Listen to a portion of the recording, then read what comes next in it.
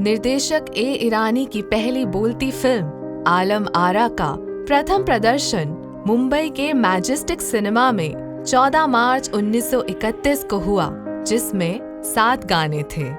ये पहली भारतीय सवाक यानी बोलती फिल्म इतनी लोकप्रिय हुई कि पुलिस को लोगों को नियंत्रण करने के लिए सहायता बुलानी पड़ी थी।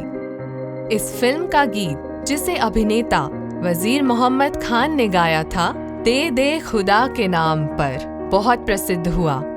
इस गीत को हारमोनियम और तबले की संगत के साथ सजीव रिकॉर्ड किया गया था।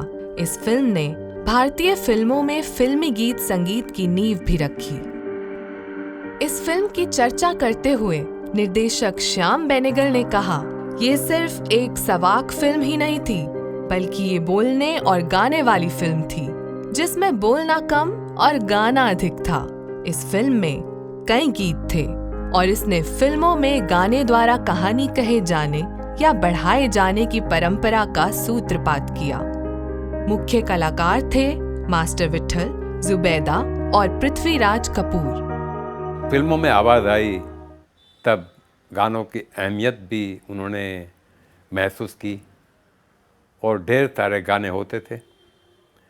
1932 में एक फिल्म आई थी छत्र बकावली, इसमें मेरा ख्याल है कुछ 32 गाने थे। गुरु जरीना और बाद में इंद्रतभा में 69 गाने थे। गाने छोटे होते थे इसलिए इतने गाने मुमकिन हो पाए। इसके मतलब ये है कि टॉकी आते ही ये कन्फ्यूजन नहीं था कि फिल्म में गाने होंगे कि नहीं होंगे। ये नहीं हुआ कि पहले एक फिल्म बनी हो, दूसरी फिल्म बनी हो, फिर सोचा किसी ने क्यों ना गाने डाल दिए जाए। ऐसा नहीं हुआ। जैसे ही टॉकी फिल्म आई, गाने भी साथ में आ गए। ऐसा क्यों हुआ? पहले तो हमें ये समझना पड़ेगा कि ये ऐसा नहीं कि किसी ने फैसला किया, ये होना ही था ऐसा। उसकी वजह ये है कि ये हमारे कल्चर का हज़ारों साल से हिस्सा है। जिस फिल्म में 70, 60, 40, 50 गाने होते हों, 30 भी गाने होते हों, मतलब ये अकल्पनीय लगता है आज आपको। तो वो तो कहानी ही ऑलमोस्ट गीतों के माध्यम से ही बताई जा रही है। तो रोल तो बहुत बड़ा है, गीतकार की भूमिका बहुत बड़ी रही है। और जो अच्छे फिल्मकार रहे हैं हमारे देश में, उन्होंने उसकी अहमियत को माना भी और पहचाना भी है। लेकिन वो उदाहरण आपको कम मिलते हैं। ज़्यादातर आपको उदाहरण ऐसे मिलते हैं कि वो एक अनसंग हीरो है। गीतकारों का हिंदी फिल्मों की यात्रा में अहम योगदान रहा है।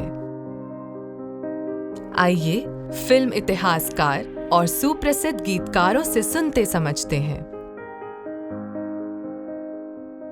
एक जाना पहचाना नाम जावेद अख्तर, आप शायर, फिल्मों के गीतकार, पटकथा लेखक, पद्म विभूषण सहित अन्य पुरस्कारों से सम्मानित, लय और संगीत की अजब महक से भरे गीतों के रचयिता। देखिए, हमारा जो कि कल्चरल और रिलीजियस थिएटर, चाहे वो रामलीला हो, कृष्ण लीला हो, उससे भी पीछे जाइए तो संस्कृत प्ले जो थे कालिदास के, मृच्छकटिकम, शकुंतलम, ये सारी, इनमें भी गीत है। तो कहानी गीतों के साथ सुनाना, ये हमारी हजारों साल की परंपरा है। नलिन शाह, हिंदी फिल्म संगीत के इतिहासकार।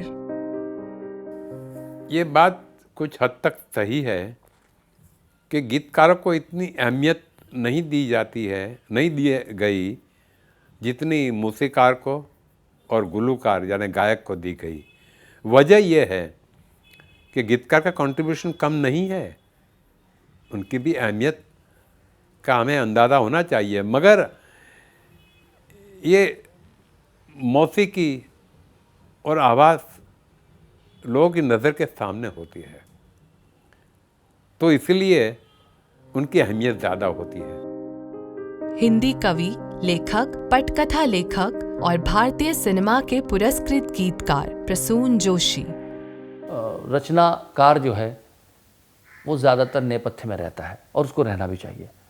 लेकिन कई बार आप शेक्सपियर सुनते हैं, गालिब सुनते हैं, कबीर सुनते हैं, मीर सुनते हैं, निराला सुनते हैं, तो आप देखते हैं धीरे धीरे लोग जानने की कोशिश भी करते हैं, क्योंकि वो और उस तरह की रचनाएं सुनना चाहते हैं और उनके अंदर उनको एक आश्वासन मिलता है जब वो उस कवि का नाम देखते हैं या उस रचनाकार का नाम देखते हैं कि ये रचनाकार का हाथ में पकड़ सकता हूँ, ये मुझे कहीं ऐसी जगह ले जाता है जो मुझे अच्छा लगता है, और वो उसके साथ चलने को तैयार हो जाते हैं। तो ये एक कलेक्टिव जिसे कहना चाहिए वो है कि गीतकारों के साथ न्याय हुआ है कि नहीं हुआ है। कई बार बहुत न्याय हुआ है, कई बार नहीं हुआ। तो ये कोई जिम्मेदारी एक वर्ग विशेष की नहीं है, ये समाज की भी उतनी है जितनी उन फिल्मकारों की है, उन गीतकारों की है।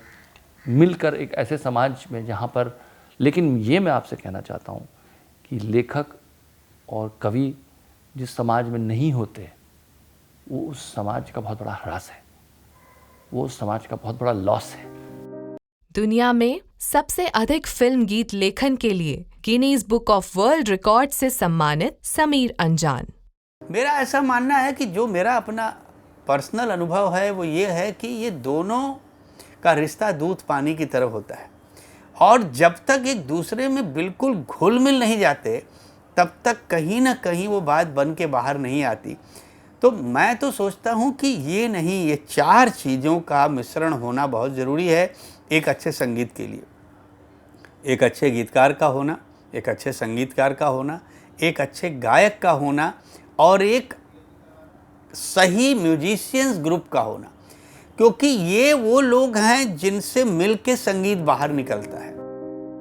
हिंदी फिल्म गीत के आरंभकर्ता जैसे आगा हश्र कश्मीरी, पंडित सुदर्शन, नारायण प्रसाद बेताब और नरोत्तम व्यास को यदि छोड़ दें तो सबसे पहले पंडित दीनानाथ मधोक का नाम आता है।